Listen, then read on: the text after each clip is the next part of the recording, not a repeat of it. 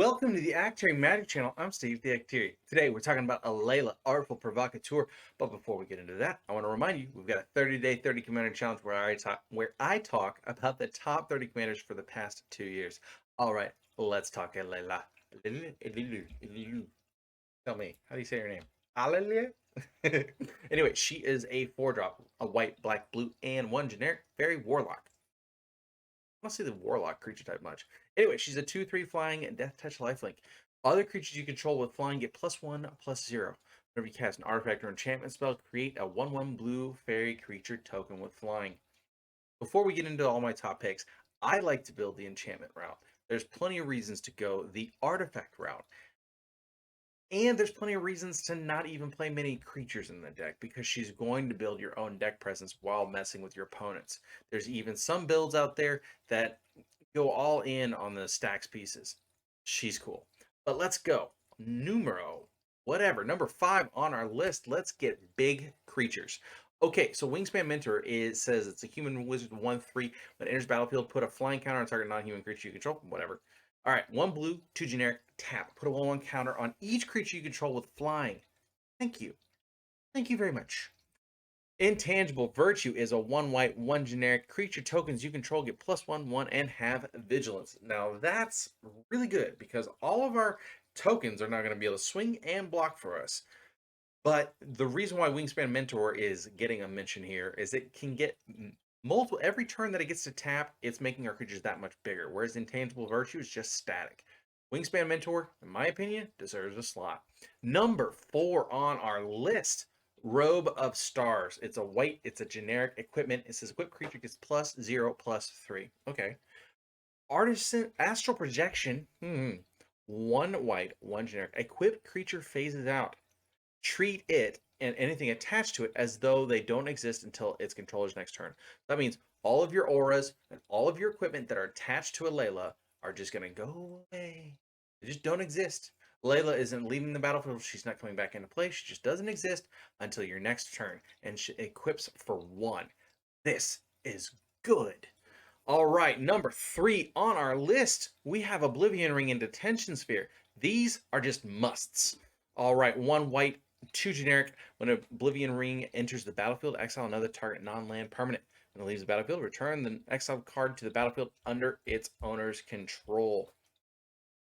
What's interesting about the wording of this card is if you cast Oblivion Ring and it enters the battlefield, you have a second before that first ability triggers to sacrifice Oblivion Ring somehow. And so the ability goes onto the stack. The first ability goes on the stack. And then now it's going to be sacrificed with the first ability on the stack. If you sacrifice it then before that first ability resolves, the second ability gets put onto the stack. And as the stack works down, that second ability says return the exiled card to the battlefield. It triggers and it fizzles. That permanent doesn't get returned to play. And then the first ability that you put on the stack earlier does resolve, and their permanent is now exiled forever. Just thought I'd mention it. Anyway, Detention Sphere is a 1 blue, 1 white, 1 generic enchantment. When it enters battlefield, you may exile target non-land permanent, not named Detention Sphere, and all other permanents with the same name as that permanent. When Detention Sphere leaves the battlefield, return the exiled cards to the battlefield under their owner's control. This is really, really useful whenever your opponent has a whole bunch of tokens. You want to get rid of them all. Also really good against Volo because they're putting out 2 of those creatures a turn. All right, number 2 on our list. Let's draw some cards, shall we? Idol of Oblivion is a 2 generic artifact. It says tap, draw a card, activate only if you've created a token this turn. With a Layla in play and you cast this, Layla's going to make a token. Then you can immediately tap Idol of Oblivion to draw a card, aka replacing itself. Really good. For 8 mana, you can tap and sack it and create a 10/10 and colorless Eldrazi creature token. We don't care about that. We're going to draw the cards. Thank you. All right, Bident of Thassa and Reconnaissance Mission basically do very similar things. Whenever a creature you control does combat damage to a player, you may draw a card. Yes, please. Thank you. Now, Bident of Thassa will pay a blue and 1 generic. It says tap creatures your opponent's control attack this turn if able. If you pair this up with something like Sphere of Safety, Propaganda, or Ghostly Prison, now the creatures they control have to attack, and it's going to be too expensive to attack you, so they have to attack your opponents. Such a good political play. But I didn't include those sphere safety kind of cards in this list. All right, Reconnaissance Mission, though, can do the same thing, but it also cycles for 2 if you're just really hurting on your mana base and you need to get lands. So it's a good card. I run them both in all of my Layla builds. All right, number 1 on our list, drum roll, please. Anointed Procession. Wouldn't it be nice if we got 2 tokens every time we cast an enchantment? That'd be pretty sweet. That's what Anointed Procession does. If an effect would create 1 or more tokens under your control, it creates twice that many tokens instead. Our army is going to get massive, stupid large, and it's so great.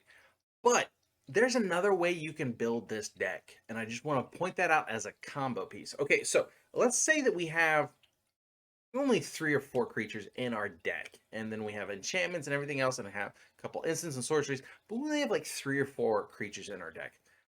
Let's talk about what that means. That means Mass Polymorph and Synthetic Destiny are going to go and search our libraries, or exile all our creatures, and then for each one of those creatures, we're going to go look for a creature in our library. So basically, if we have 3 spirit tokens, or even Alela and 2 spirits, we're going to go search our library, or exile cards from the top of our library to reveal that many creatures from our deck. If we only have 3 creatures in our deck, we're just going to go and get those 3 creatures and put them into play with either Mass Polymorph or Synthetic Destiny.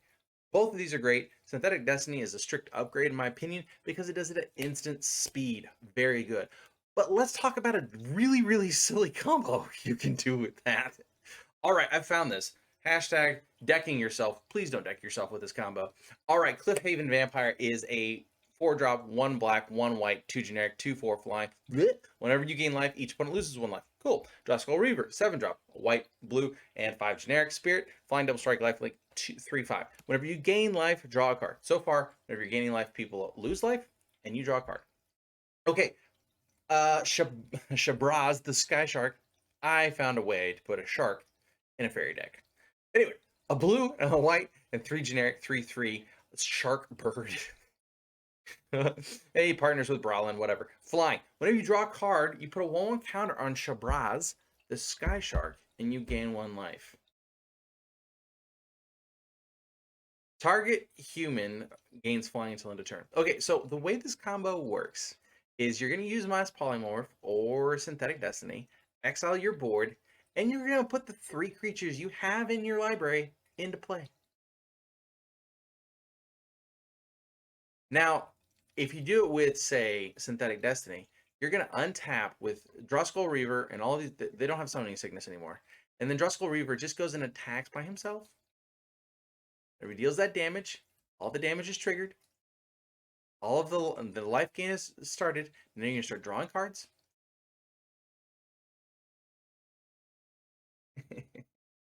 Oh my goodness. You have to make sure that you have more cards in your library than your opponents have health. Because if you don't, there's not a point in this combo you can turn it off. Yeah, you can't turn this off. So just be aware, it's going to trigger 1 point at a time. And so on the stack, you've got to make sure you have more cards in your library than each of your opponents, because each one of these is going to trigger independently. All right, that's how we know that we will win if we have more cards in our library than our opponents. Anyway, it's silly. I love it. I thought you would too. Have a great day, guys. Please like, share, comment, and subscribe, and I'll see you tomorrow with another video. Whew, that was a weird combo. My button.